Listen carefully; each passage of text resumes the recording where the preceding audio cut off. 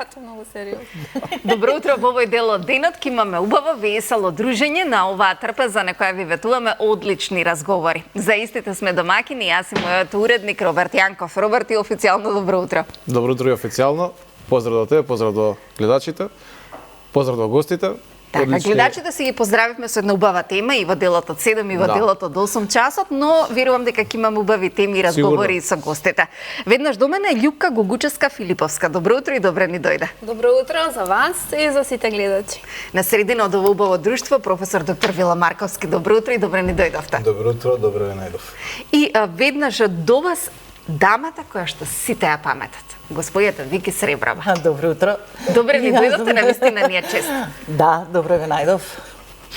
И поздрав до сите гледачи, нека не гледат и нека уживаат. Така е, да не гледаат и да уживаат, но некако во Македонија многу сакаме да се зборуваме за болести, па професор Вело, како инфектолог ќе започнам со вас. Годинава, односно јануари 2025 од инфективната клиника го заокруживме со овчи сипаници, шуга, салмонела, голема кашница, вирусен хепатит Б и да не ги редиме, затоа што како велат кога зборуваме за болестите, како да се ги привлекуваме.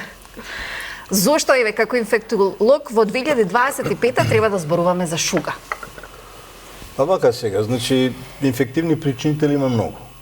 Тоа се илјадници, болести има многу. И дел од нив ги знаеме, дури некои од нив и медицината не ги знае. Имаше уште многу во извештајот од инфективна клиника кои имена не ми се познати. И тоа е една за мене нормална појава, нормална патологија, дел од болестите кои не би требало веќе да ги имаме во зависност од развојот на општеството. Меѓутоа, свесни сме дека во некои средини остануваат одредени болести. Ја спомнавте шугата, која е од друга страна сексуално пренослива болест. Ние дневно во светот имаме по 1 милион ново заразени од тие сексуално преносливи болест. Доминираат хламидија, трахоматис, микоплазма и такви болести кои во општата популација не ги знаат. Меѓутоа има една друга појава која по мене е многу посериозна, пострашна. Последните децении се маргинализираат превентивните науки во медицината. Тука е и инфектологијата заедно со епидемиологија и така натаму. И во голем дел од западните држави инфектологијата веќе се укинува како наука. И сето тоа понатаму доведува до една состојба во која ние гледаме сега и во СЗО и во други институции доминираат луѓе кои не се доктори. Кажуваат доктрини, доктринарни ставови, превентива, луѓе кои не се доктори. Ама во Македонија сите се експерти од различни области. Значи, да. Инфектологијата е една од базичните науки. Има многу болести, ќе има болести. Одредени болести повремено се повлекуваат, ги немаме и мислиме дека сме ги искорениле, меѓутоа тие повторно се враќаат. Дел од нив ги ерадициравме, вариола вера, не знам, полио и така натаму, сериозни, одредени болести ги поместивме, ние имавме маларија после Втората светска војна, меѓутоа дел од тие болести ќе ни се вратат. Значи, многу е поважно да инвестираме во превентива, да ги пратиме тие болести. Дел од тие болести, значи, поврзано заедно со превентивната медицина е многу важна. За жал, денеска гледаме дека повеќе популарни се интервентна медицина, не знам, кардиохирургија, кардиологија, па сега имаме една состојба кога да речеме во Охрид, мислам дека има 40 специјалисти кардиолози, а нема ни еден педијатар. Значи, болестиве ќе ги има, секако ќе ги има. Ние на УГД во Штип, јас се изборив, еве сега сум пред пензија, значи во 2 семестри го имам инфектологија. За жал, по мене, дури центри како што беа Загреб, Белград со инфектологијата многу напред, со корона пандемијата се виде дека и они ја маргинализирали инфектологијата, така да сега ни диктира доктринарни ставови некој таму и така ни е полесно и мислам дека не е во ред. Докторите треба да ги знаат тие болести. Многу работи не се во ред, но тука сме за да ги отвориме и кога зборуваме за превентива, секогаш треба да ја поврзаме со едукацијата.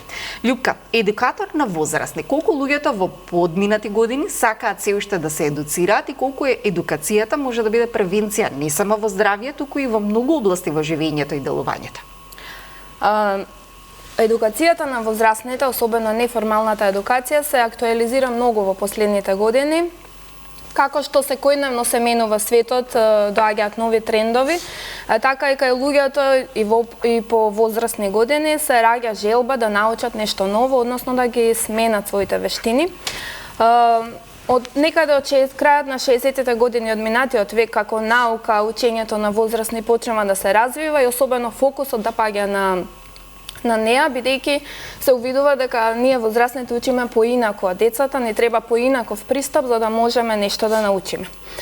Една од стратешките цели и на УНЕСКО е токму учењето на возрастните и фокусот во иднината, во идните години ќе паѓа токму на тоа. Тренд во светот, односно некој стандард, околу 15% најмалку од возрастните да учествуваат во процесите на доживотно учење. Кај нас во Македонија, иако интересот се зголемува, меѓутоа во последните години од 3 до 4% се движи учеството на возрастните во процесите на доживотно учење, што навистина не е доволно и треба повеќе да се инвестира во политики и програми за учење на возрастните. Која е важноста?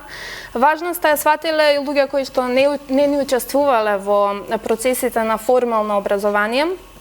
Овде ќе спомнам еден пример. Има една книга, се вика Контакт, првите 4 минути од Леонард Зунин. И тој пренесува, книгата е издана од 1972 година, меѓутоа тој пренесува едно искуство од рурална Замбија, од едно племе што се вика Бемба, и на кој начин тие приоѓаат кон припадниците на племето со девијантно однесување. Значи, доколку некој ги прекрши нормите на племето, односно направи нешто лошо, треба да застане на сред село, да стои таму 2 дена, и останатите жители на селото да му кажуваат прво што добро направил во изминативе години, значи не да се фокусираат на лошото, туку на добрите работи кои што тој ги направил, како помогнал некому, како помогнал да се изгради некоја куќа, кога некој бил болен, дали излегол во пресрет и што добро може понатаму да направи. Значи дека тој всушност во суштина е добар човек. И тоа е еден вид на неформална едукација, односно го едуцира да се врати на правиот пат. Тоа е само еден пример на приказна од Замбија, рурална Замбија во 60-тите години се случувало тоа, меѓутоа важноста на неформалното образование е навистина голема. Ние секојдневно учиме и ненамерно, околу 40% од работите што ги учиме ненамерно, меѓутоа правилно насочени програми многу ќе помогнат. Така е. Ја споменавте далечната 1972 година, во која што господјата Вики Среброва ја паметиме како најубавата насмевка на Југославија.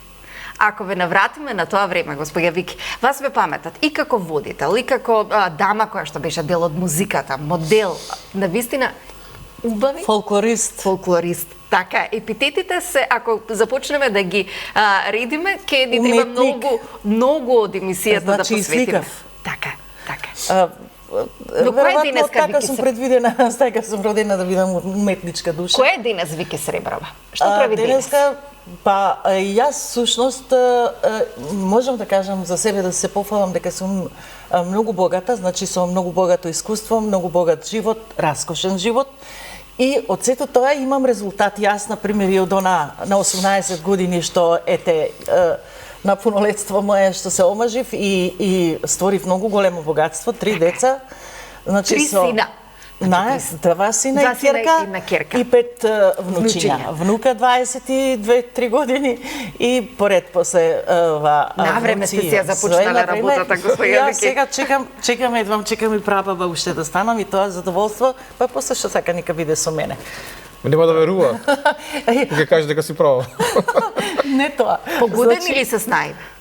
Како? 2 сина, 2 снаи. Да. Значи, каква свекрва е Вики Среброва? Кај мене се снаи, кај мене се мои деца. Браво.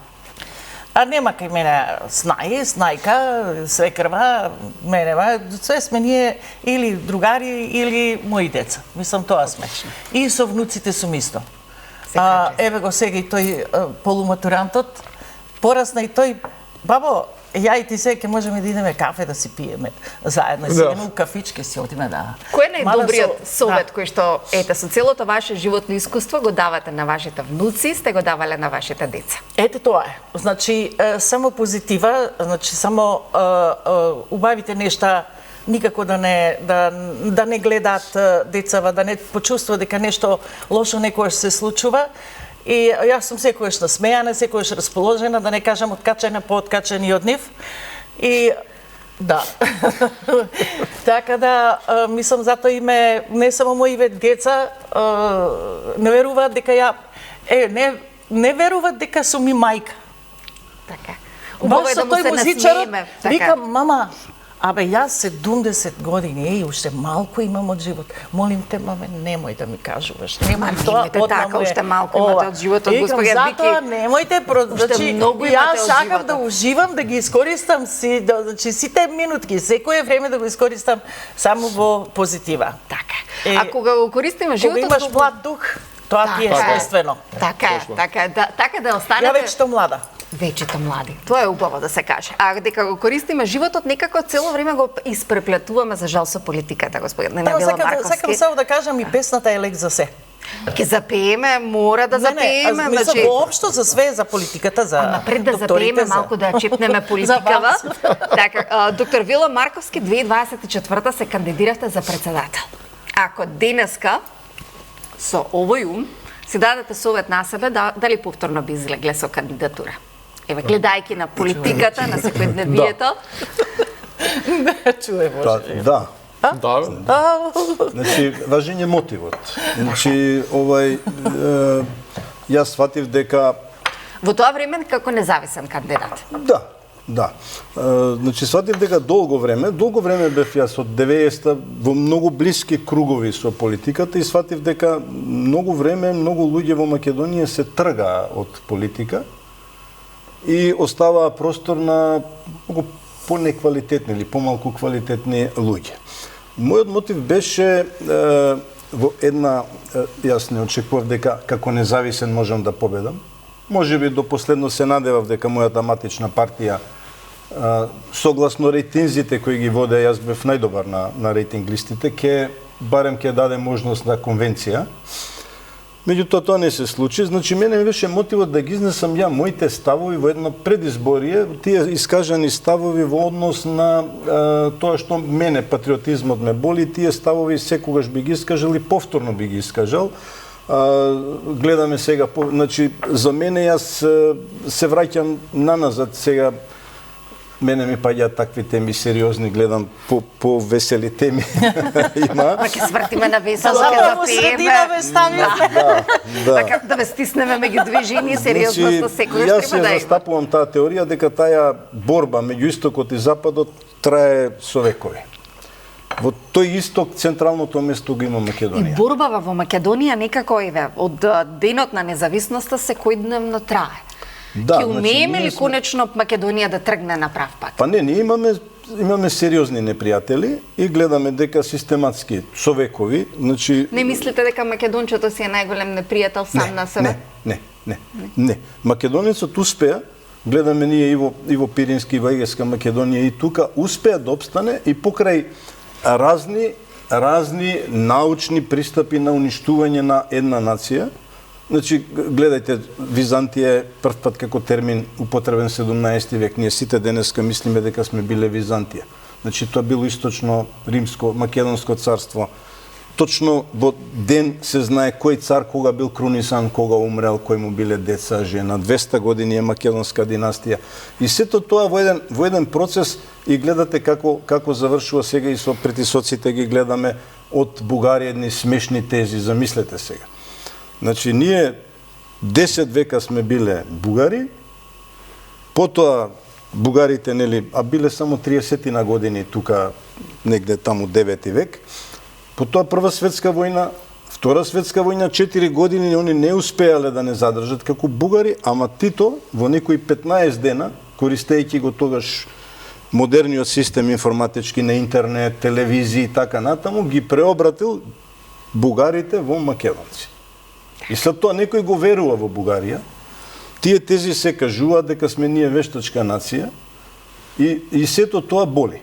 Сето тоа боли. Ние сме нација која постоела и ќе постои, нација која нема да изумре и ќе остане, бидејќи македончето и покрај се успева да остане и да обстои. Добро, и јас сакам да верувам, меѓутоа има народи кои се избришани од планета. Јас верувам дека Македонија нема да биде избришена. Јас се надевам дека ќе обстанеме. Така да тој мотив и јас не желам, ги кажав моите црвени линии и тие гледам дека мило ми е што делот тие особено околу стратешките партнери нели се потврдуваат и сегашната влада и премиерот Мицкоски, значи отиде Турција, значи има една офанзива и тука негде имаме и совпаѓање во однос на дорешната политика. Значи дека повторно може да се кандидирате? Не викам дека би се кандидирал. Вие ми рековте дали жалам, не жалам.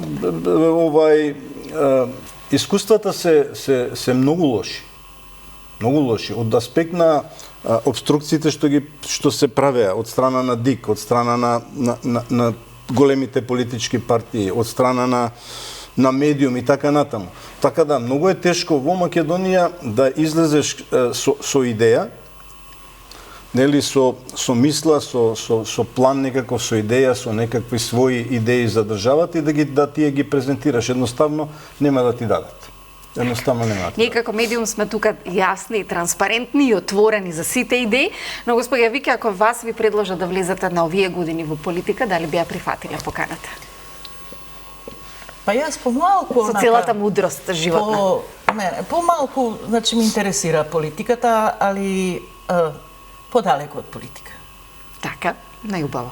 И ми е многу убаво затоа што со политика само лоши работи се случуваат, нема никаква убавина. Еве убаво е овака дружење, убаво е кафенце, јас ми е најголема слабост кафенце и тоа ми е најдружствен пиелок.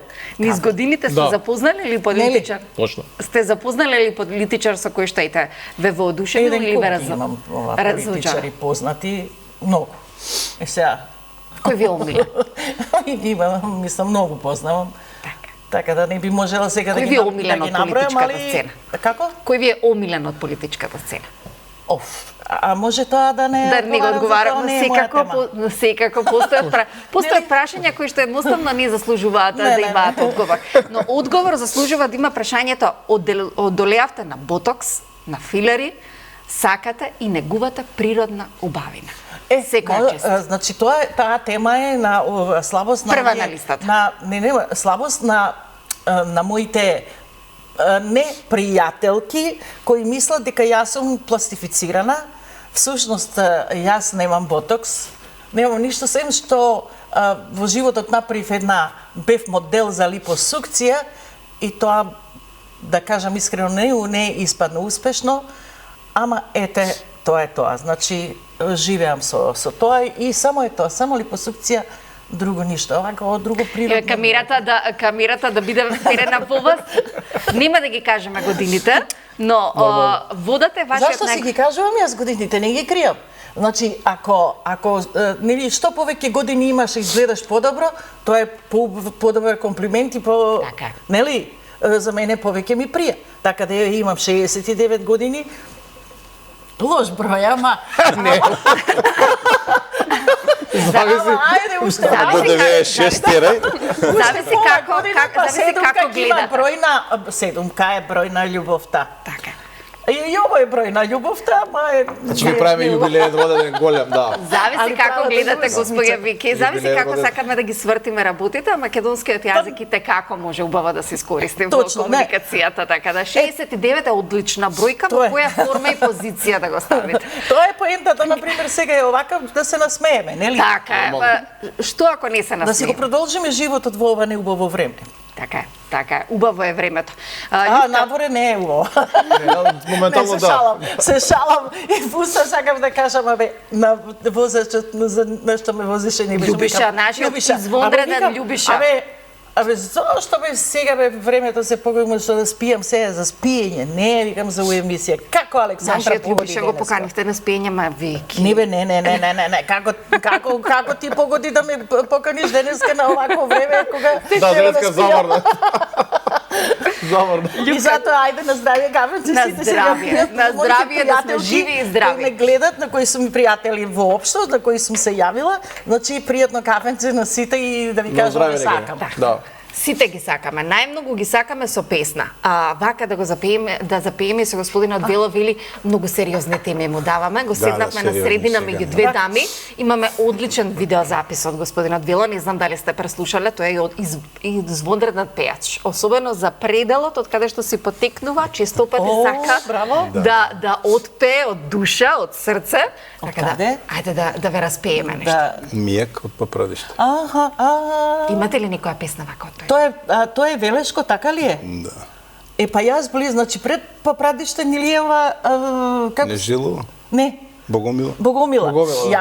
Јас имам другарка, мислам и ова, сите ја познат, мотоцентар Нашиот газарицата на Роберт е од мотоцентар. Велешкиот крај, Вики. Розе, моја Розе. Да. Да, е Роберт. од она сигурно и сега Од гледа кој? у канцеларија незина Ајде директорува вака, и гледа. една Ја песна. поздравувам. Веднаш нешто што ви паѓа на памет, една песна да го распееме кого, на господинот докторот? Вело Марковски, Не, па вие заедно.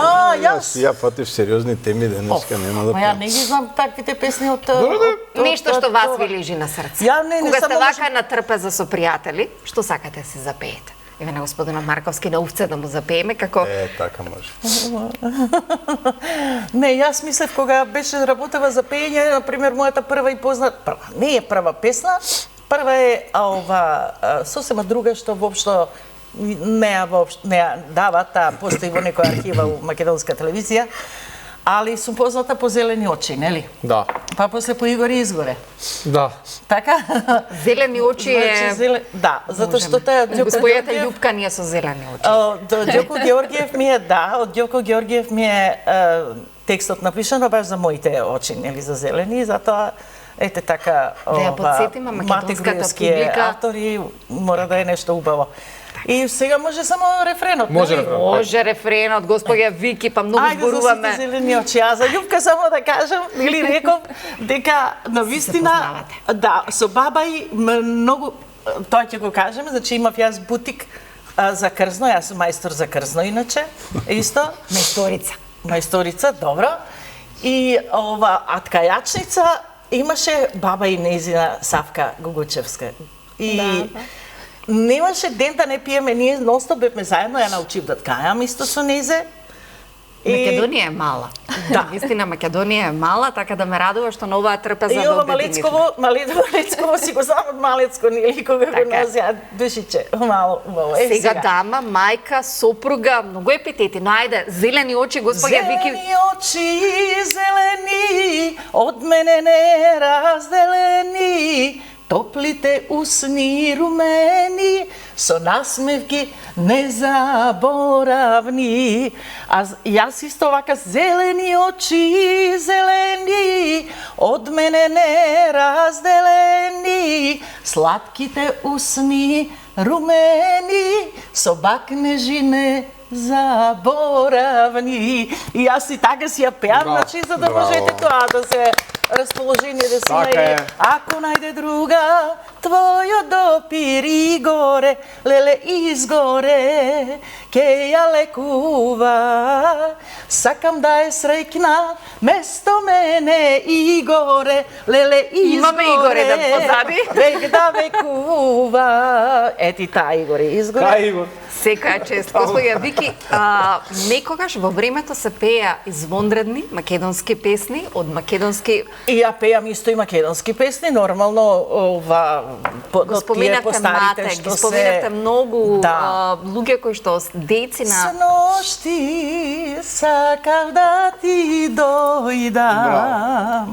Сношти сакав да ти дојдам на таја сладка вечера, на тоа вино црвено, лудо не будало.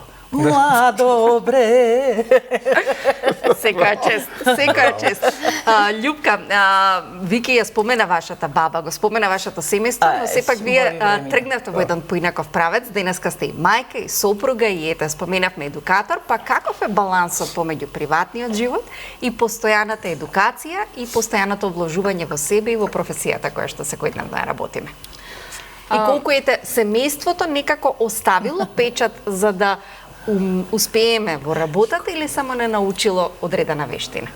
Секако семејството од најмала возраст е многу битно во првичната едукација, односно пред да пристапиме кон таа формална едукација, семејството, родителите, бабите, дедовците, старателите, оние кои што начуваат, учествуваат во нашата едукација. Јас сум многу благодарна што сум го имала моето семејство од мали нозе и сум била насочена да истражувам, да сум љубопитна, да откривам нови работи, нови граници, да се интересирам повеќе и веројатно сето тоа и понатаму во животот, колку и да сме влезени во некое образование формално кое што до одредена мера ограничува и не учи на некој конформизам и е ограничувачко, меѓутоа понатаму во животот може во одреден момент тоа да се разбуди, така што тоа сега е мотив и кај мене како мајка, како родител, да го поттикнувам љубопитството кај мојата ќерка. Секако таа оние работи кои што треба да се учат во училиште ќе ги научи, меѓутоа битно е да знаеме сите дека има нешто повеќе од тоа. Односно, едукацијата јас ја гледам како има еден концепт на огледало, прозорец и врата. Значи, прво, во нештото што го читаш, осознаваш, за да те заинтересира, треба да се препознаеш себе си, да се видиш како во огледало. Потоа треба низ одреден прозорец нешто да ти се пружи, да видиш дека има нешто повеќе од она што сега го живееш, го знаеш. И на крај има една врата која што се отвара и ти или сакаш да ја поминеш или не сакаш, остануваш таму каде што си. Ако ја поминеш, може да има нов свет, нови сознанија, нови искуства кои што многу влијаат, ќе те променат.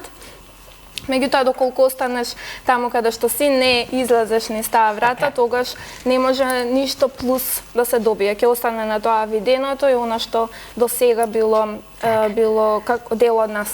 Животот постојано наминува. Господине Марковски, имате привилегија да работите со студенти на Штипскиот универзитет, па колку студентите низ годините се променати?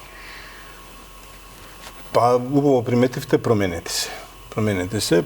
Претходните генерации беа многу поодговорни. На некој начин повеќе почитуваа. Сега имаме генерации, особено се примети после пандемијата, кога предавањата беа онлайн и така натаму, така да малце се поразгалени генерации. Генерално децата ни се многу паметни деца се, имаат достапни многу информации, за разлика од ние кога немавме, не можевме, ако требаше труд да напишеме, требаше некое списание, некој дојде во Париз или во Лондон, па да ти се погоди. Така да, децата се паметни, можат да учат, имаат доволно информации, медицината е многу тешка, мислам дека од тоа барем кај мене што поминуваат, јас успеав да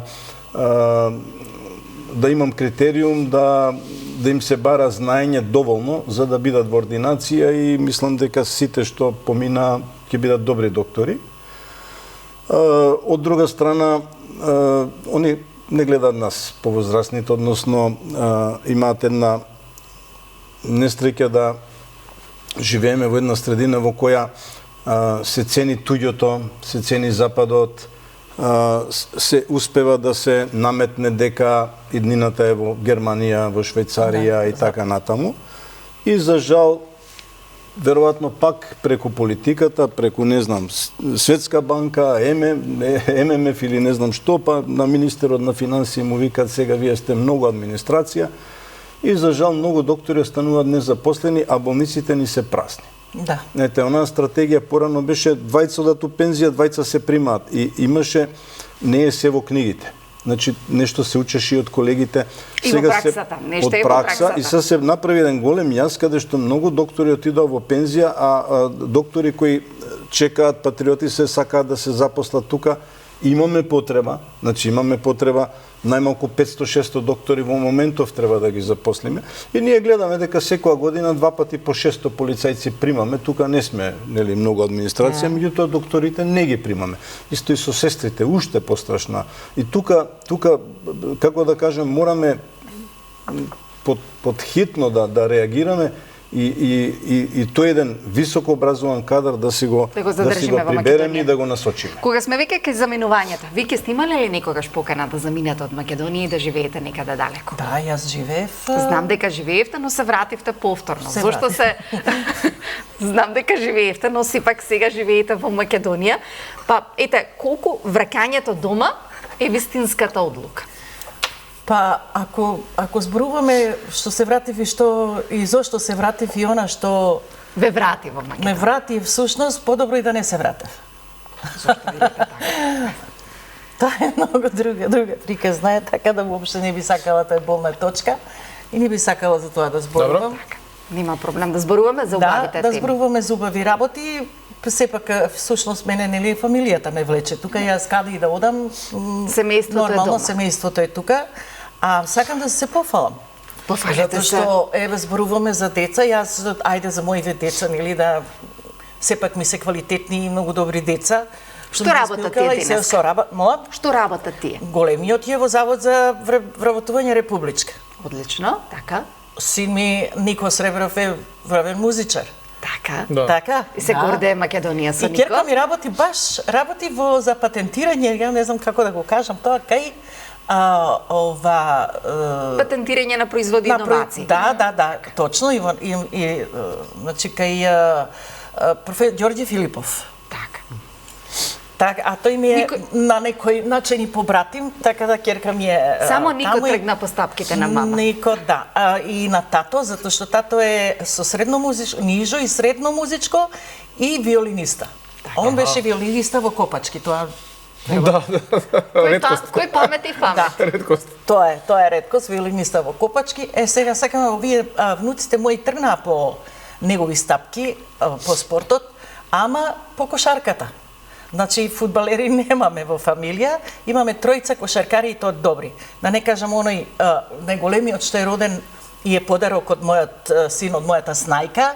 На мојот роден ден се роди 20 јануар, ми се роди Филип. Мислам, внукот кој е врвен кошаркар. Нема ни еден фудбал тренира? Никој. А тоа најмалото е математичар, тој не, баш не знам на кого, нема везе.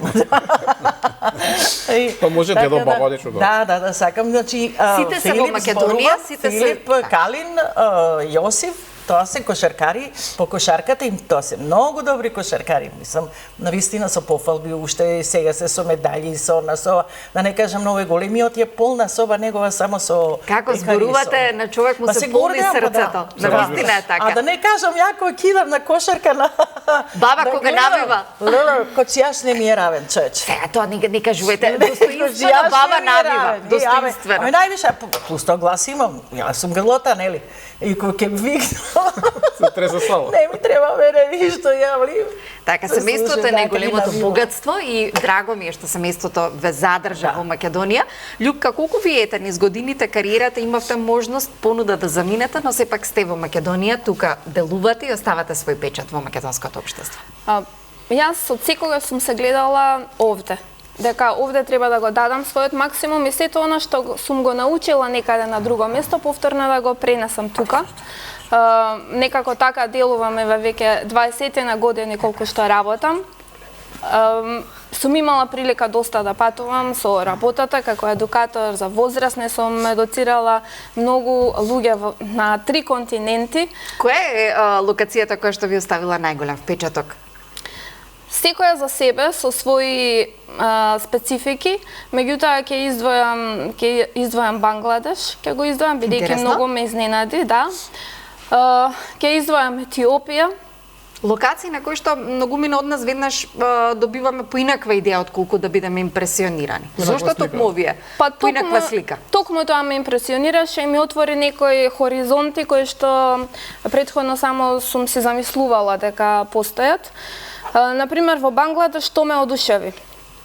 Ме одушеви среќата кај луѓето. Задоволството од животот. Колку и да се нели сиромашни, живеат бедно, немаат ни базични услови за живот. И тоа на некој начин ќе ги отвара очите дека всушност ние сме во 20% од најсреќните луѓе на планетата. ја пуштаме чешма дома, имаме вода за пиење, значи цело време ни е достапна. Имаме инфраструктура, каква таква достапна, училишта, образование, да, секако има простор за подобрување. Си секој пат треба кон тоа да се стремиме, меѓутоа на вистина имаме голема среќа за разлика од тие луѓе кои што за вода за пиење понекогаш патуваат и со километри. Меѓутоа тие се задоволни, денот доколку го поминат со семејството, имаат ручек, заработиле нешто од она што го работат и тоа е тоа. Утре е нов ден, повторно со насмевка на лицето и нова борба. Но сето тоа е со насмевка на лицето. И можеби не охрабрувам некој да нема преголеми очекувања, таму системите се сосема поинакви. Се уште живее тој систем конкретно во Бангладеш на касти, каде што доколку си роден во еден слој општествен, не може да, многу тешко може да преминеш во друг. И тоа што немаат очекувања ги ослободува на некој начин од многу. Во Бангладеш можеби немаат многу, но ние во Македонија имаме имаме одлични гости, за да имаме уште поубаво расположение и да ја ставиме на сметката на вашето лице доколку не достига. Мали се работите кои што може да ја направат среќата, само треба да ја пронајдеме. А ние ги пронаоѓаме рекламите. Веднаш по нив продолжуваме.